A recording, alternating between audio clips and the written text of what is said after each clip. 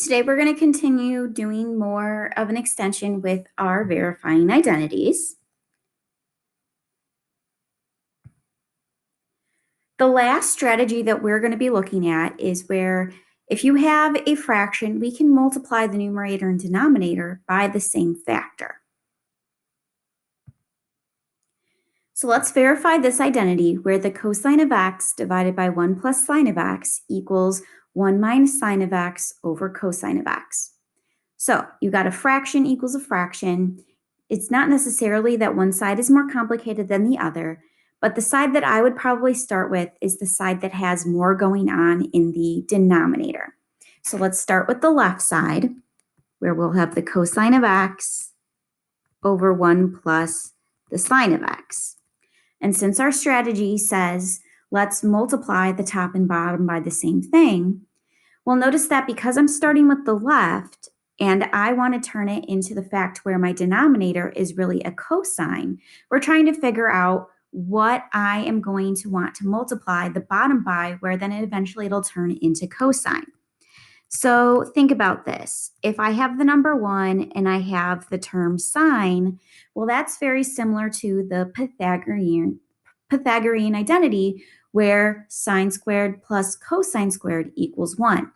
The only thing is right now my term is not a squared for the sine. So I can think about multiplying by the conjugate. We've talked about that word conjugate in the past. It's essentially the exact same denominator. However, we switch the sign. In this case, it started as a positive. We switch it to a negative. And because I'm going to multiply the bottom by 1 minus sine of x, I have to multiply the top by 1 minus sine of x. And notice how, hey, I want my new numerator to turn into 1 minus sine of x. So it makes sense that that's what I'm multiplying by, because now I will have a 1 minus sine of x in the numerator. And so I'm not going to distribute out that numerator because, like I said, eventually I want it to be 1 minus sine of x. So I don't want to distribute and change it. I am, however, going to actually multiply out my denominator. 1 times 1 is 1. Notice 1 times negative sine of x will be a negative, but then sine of x times 1 is a positive. So essentially, by multiplying by the conjugate, the middle terms of sine cancel out.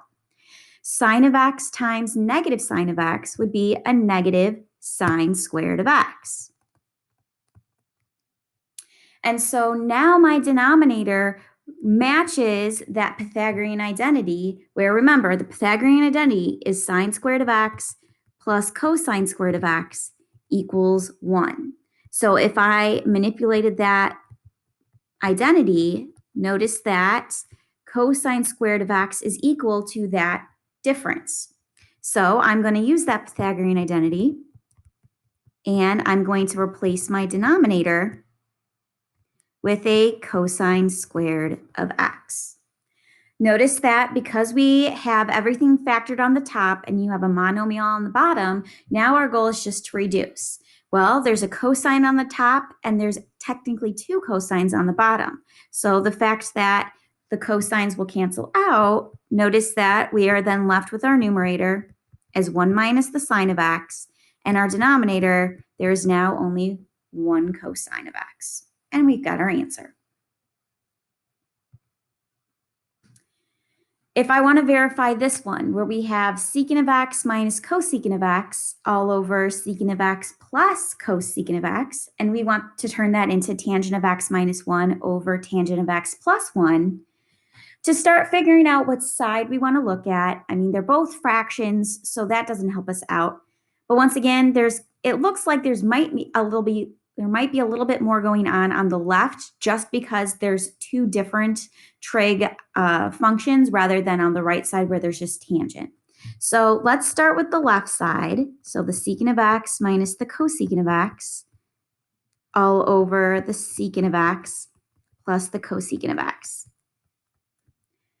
Now, one of the strategies that we talked about on day 1 of this was changing things into sine and cosine.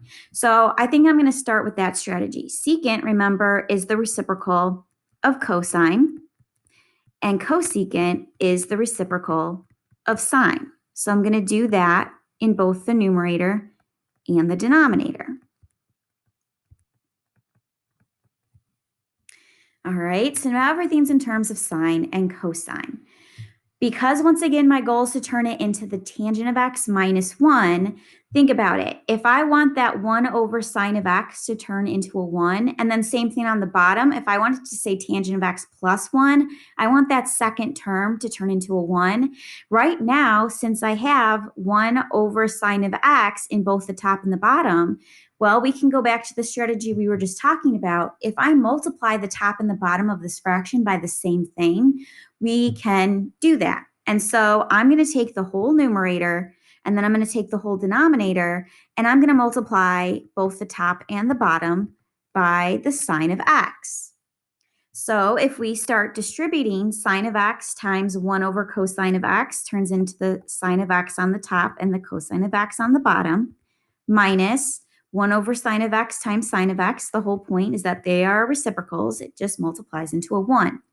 If I do the same thing with the denominator, notice that we would have then a sine of x over cosine of x on the bottom, plus, and then once again we have reciprocals, so that would multiply into a 1.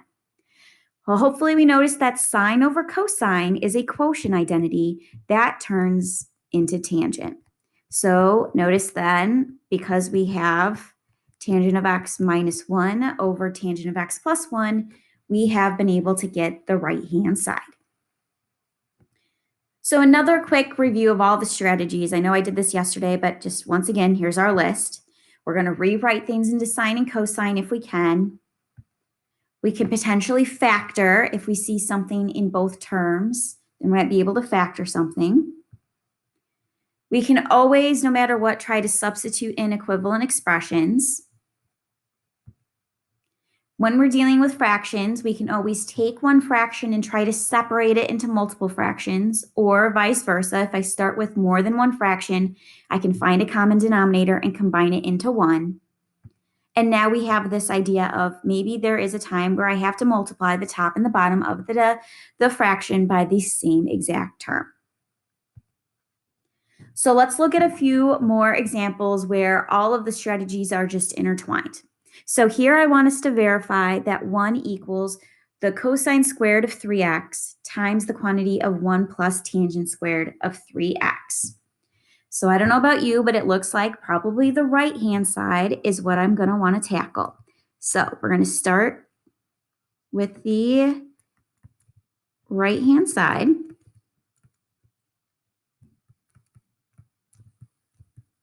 And remember, that 3x is just representing the angle. So it's the same thing as if that was just an x or a theta or the letter t or whatever that is. So we're just going to keep that 3x representing the angle. So what are we going to do? Right away, I already kind of see that it is already factored. Technically, they factored out that cosine squared of 3x for us, so we don't have to do that. We see that in parentheses right away, there is a 1 and there's a squared term. So chances are it's going to be a Pythagorean identity.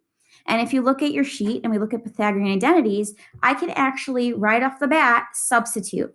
So I'm going to keep the cosine squared of 3x, but I'm going to replace that 1 plus tangent squared of 3x with what the Pythagorean identity tells me I have, which is really the secant squared. Sorry, my pen is not being cooperative. It turns into the secant squared of 3x.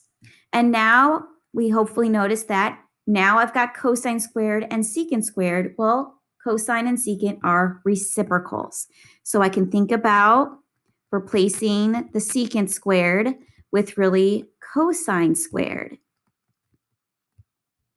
And so now that we have two reciprocals being multiplied together, that just turns into a 1. We've gotten our answer. We are done.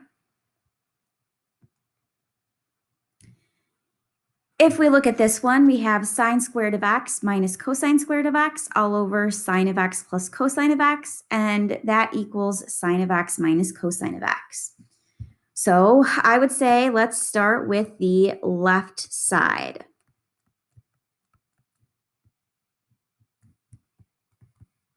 It has a fraction. We want to turn it into not a fraction. We want it to have just sine of x minus cosine of x. Now, sine squared of x minus cosine squared of x, don't let that fool you. That is not a Pythagorean identity because there is not an addition sign in between them. But that numerator looks very similar to what we call a difference of two squares. So if we think about like x squared minus 36, well, we would hopefully be able to recognize that it's factorable. It factors into x plus 6 times x minus 6 because we have a squared term minus another squared term. Well, that's the same thought process in the numerator. I can turn this into sine of x plus cosine of x times sine of x minus cosine of x. So really, we're using that strategy of factoring. We still have our denominator of the sine of x plus the cosine of x. Notice that the numerator is all factored. Technically, the denominator is as factored as it can get. There is something in the numerator that's also in the denominator, so those reduce down. And after factoring and just doing that simple reduce, we have our final answer. Okay, so those were some more examples of verifying identities. I would like you to try page 596, numbers 15, 17, 21, 28, 36, and 38.